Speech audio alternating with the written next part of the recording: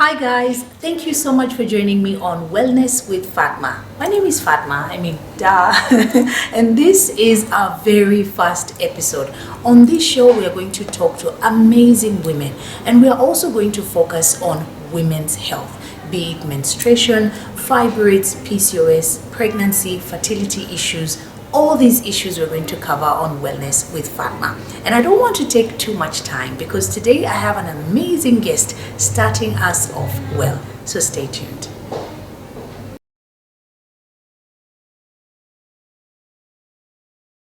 Thank you so much for joining us. As I mentioned, this is Wellness with Fatma, and we're going to be focusing on women's health. And what a better way to start the conversation than to start with pregnancy. I have an amazing guest today in studio, and I'm going to be talking to a woman who has had a very courageous journey, and she's going to share with us her pregnancy journey and why she started a business that came from her taking care of her son. I'm joined by Fridah Mumbe.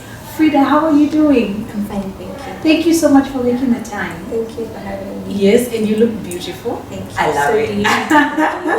Thank you. Okay, so I really want for people back home to know more about you. I know we met through AWE. That's how I met Fridah. And we would have conversations, and I found out about why you started your business. But before we go into all of that, please tell the people who are watching who you are and what you do. Okay, my name is Fridah. I'm the founder of Angels to Touch. I'm mother of two. One of them happens to have special needs. He was born with cerebral palsy. And so as a mom, it has been quite a journey. That's actually what inspired me to begin to start the business, Angels to Touch. We sell toys for special needs children with autism, cerebral palsy, Down syndrome, anything that can aid in their day-to-day living and development. That's what we do. That's what we supply for therapy, play, fun toys. That's what our business revolves around.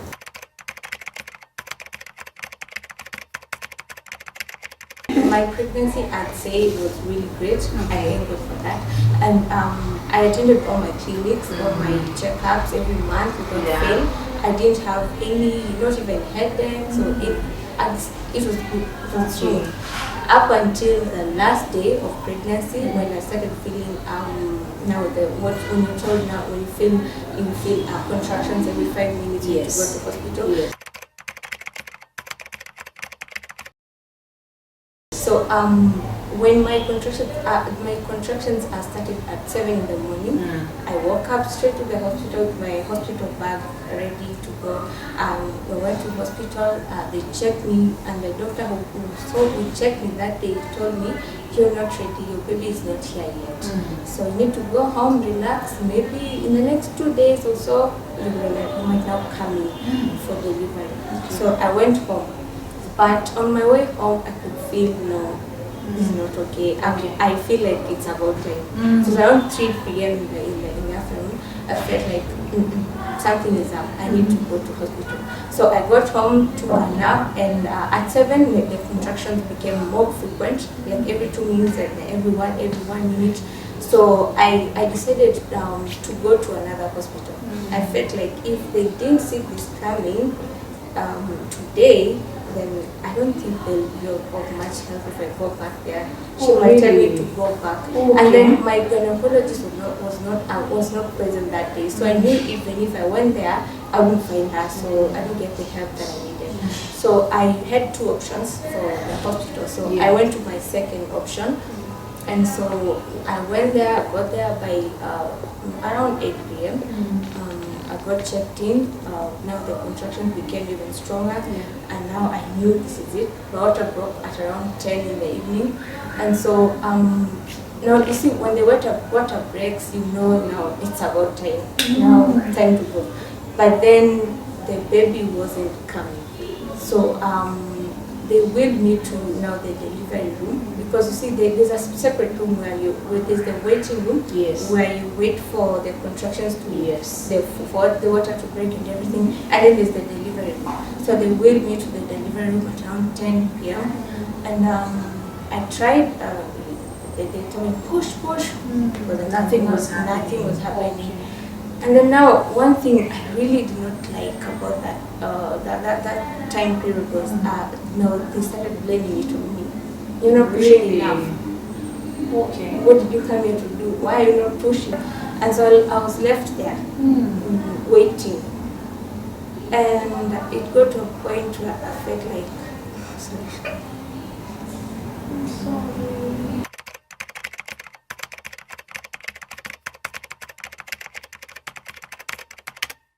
I got very emotional at this point because I feel like those fears could have changed everything about my life, about my baby.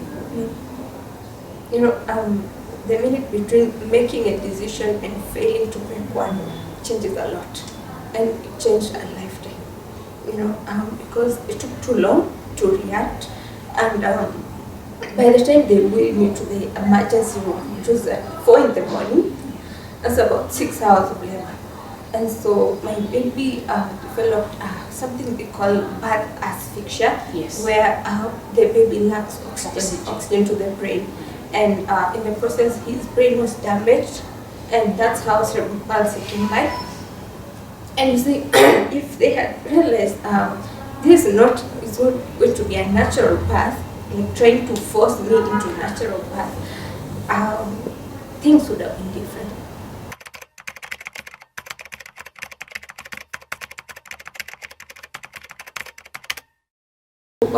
In the morning, around 4 in the morning, they finally took me to the emergency CS.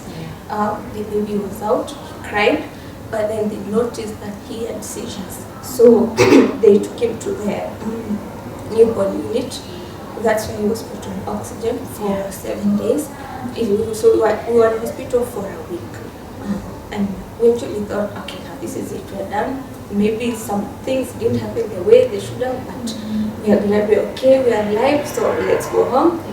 Let's continue our life, you know. But then we didn't know that was the beginning of it all. Like now, that was it. We were just starting, the story was just starting. So we went home. We noticed he couldn't latch because he didn't know how to. He didn't have the natural reflex that tells him when he's put on the breast, he needs to suckle.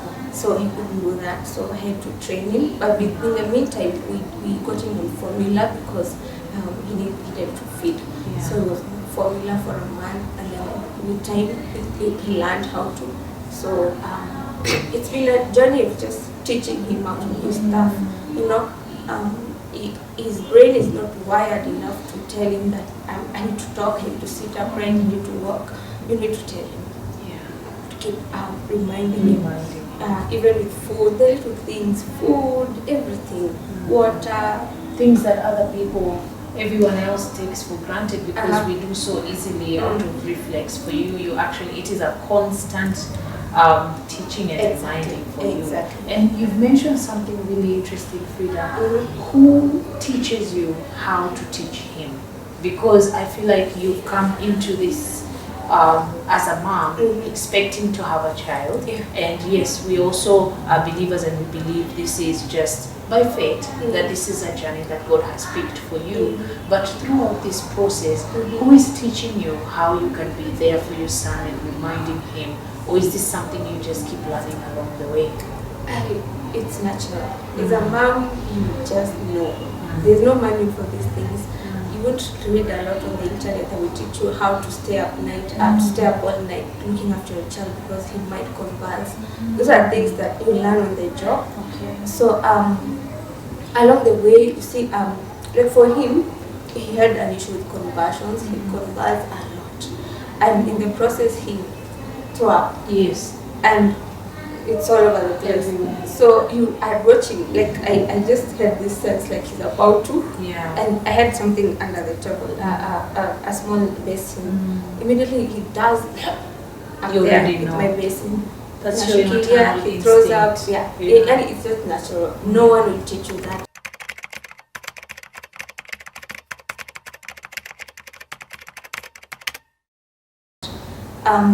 Those are just some of the things, but it's a lot. And I'd also say being strong and knowing that you're in this together. Like if you don't do it, then who will?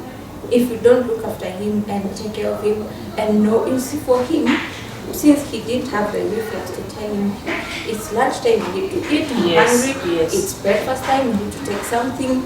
You're the mom who now has to wait. The last thing his last minute was maybe 2 hours ago. It's some coffee. Maybe it's time for a snack to fix him something. So you have to be now his timekeeper. Yes. He doesn't know it's time to sleep, so he'll be up all night, even at 3 a.m. just staring in the ceiling. So now you have to rock him to sleep and tell him it's time to sleep now. It's time to sleep. And then he might sleep all night and all day. So you have to wake him up and tell him, hey, slept for too long, time to wake up. You know, so these are some of the things that just come naturally, and you have to learn the job. So long as you have the interest, the right interest at heart for the child, and you know what that baby needs to survive, then you just have to make it happen.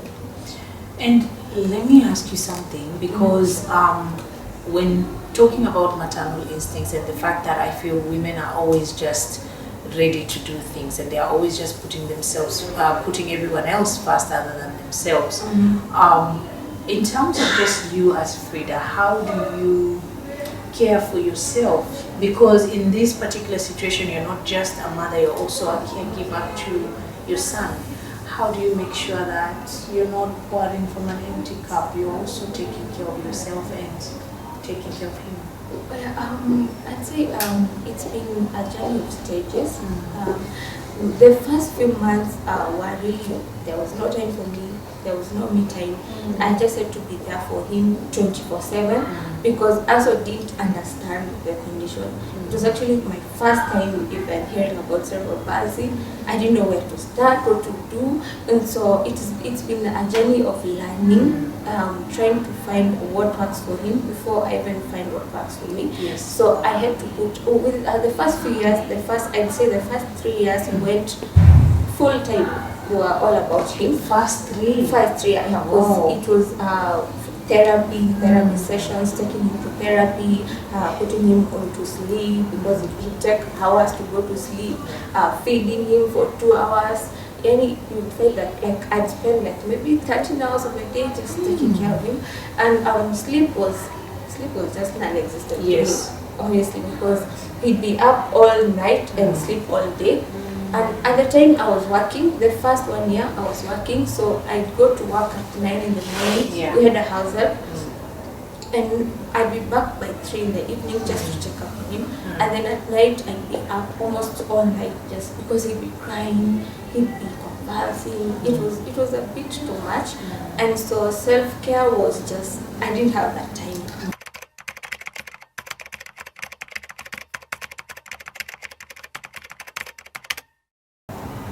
From the neurologist, we learned that we need to get him on medication first for his conversions, because we were told these conversions can get really severe, really bad. He might even converse and he's gone. So we were told the first thing we need to do is get him on anticonvulsants to suppress the brain activity, because it was an issue with his brain being all over the place. Okay. That's why he'd converse. So we put him on medication. We also told that we need to get him now to start therapy for his physical. You see now, since he's immobile, if he sits in the same place for a day, his body will not be okay. It will be the same. Yeah. His muscles will be. There needs to be mobility and things like that. So now he got on physiotherapy and visual therapy. Yeah. But now for the visual therapy, we didn't know where to go, so that's where I came in. And you started. I got back to my, now I went back to my internet, my greatest teacher. Yeah. I learned a few things, because now the doctor didn't mention that he had a condition called cortical visual impairment. Okay. That's something I learned from the internet, because I realized he didn't follow things, he didn't look at people, he wasn't interested in anything. He just there, the same direction. Same direction. All day. If it's the ceiling, it's the ceiling. Yeah. Maybe you move around, but he won't look at you straight in the face. So I realized his brain, the part of the brain that controls vision was highly affected. So I now had to find a way to make it to make his vision better. And so I tried a few things at home. I even switch off all the lights in the room and put on his tablet and play some cartoons with some colorful things, just music, soft music with pictures and flashcards, everything to just get him interested. So now the way you tackle the problem will be determined by the severity of the problem, of the issue. I get you. So you find that for my son who had moderate cerebral palsy, his vision was affected. There are some children who might have a problem with their maybe speech. They might have, their eyes will be okay, but they're not able to talk or even walking. And if they're walking, they won't have balance, they'll be staggering. So there are different problems that present depending on the severity of the problem. And for my son, it was the vision that was highly affected, that needed to be worked on. And so for him, what we did was for vision, it has to do with first creating interest. Like if this is a phone, you have to make that child see that there's a phone here. How do you do that? If the lights are off, they won't see that phone. But if you illuminate it further, maybe bring something that's colorful, like maybe a yellow toy or red, anything that's purple, immediately they're interested. It catches their attention. But then it should be gradual. The first day you do that, they still won't notice. If they're just sitting like this, then they won't notice. The second time, put the same object on the table. Maybe they want to maybe just have a glance and look away, but no attention. The attention will be won't be that fixed. And then maybe the third day, the same object, maybe brighter or bigger. The child will be like, hey, I've been seeing this thing for too long. What is it? How could this be? Then they'll be like, maybe having a glance and looking at it and looking away. For maybe say a week or two, even a month. These things need a lot of patience. Time. They take a lot of time. It was just a matter of patience and trying to see what works for him. So with time, he now creates interest. He now not only just look at the object, but he will follow, even move it around. But that took a long time. But you got there. That's progress. That was progress. For me, that was progress because it was a lot of work, but it was worth it. And so my advice to parents who are trying to achieve milestones for their children is, one, patience, a lot of it. Don't try today, tomorrow and say, this is not working. You're not helping that child. It's the same thing with therapy. For special needs children, therapy is a must. There's no shortcut. And you cannot go for therapy today, tomorrow, and next year, and you're like, we've been going for therapy for a whole year. What's the point? My child is still has not achieved what we needed them to achieve. So my best advice to parents is patience. Hi, thank you for sticking around. You're watching Wellness with Fatma, and now it's time for us to learn something about the condition we're talking about today, cerebral palsy. And it's time for Did You Know? Did you know that cerebral palsy is the most common motor disability condition in childhood, which affects the brain and causes muscle weakness or problems? Categorized as mild, moderate, or severe, this condition cannot be detected before birth, but treatment involves physiotherapy, speech and language therapy, occupational therapy, medication where necessary like anticonvulsants, muscle relaxants, and sedatives. Please feel free to reach out to a neurologist for treatment and further clarification. Guys, we've reached the end of our interview. I hope you managed to learn something from the beautiful story that Fridah has just shared with us. Please don't forget to follow us on our social media platforms, on Instagram at well_NSKE, on Facebook WellnessKE, on Twitter at KE Wellness, on YouTube you can subscribe to the WellnessKE channel, and this is the Wellness with Fatma Show. And I thank you so much for watching. I'll see you guys next time. Bye.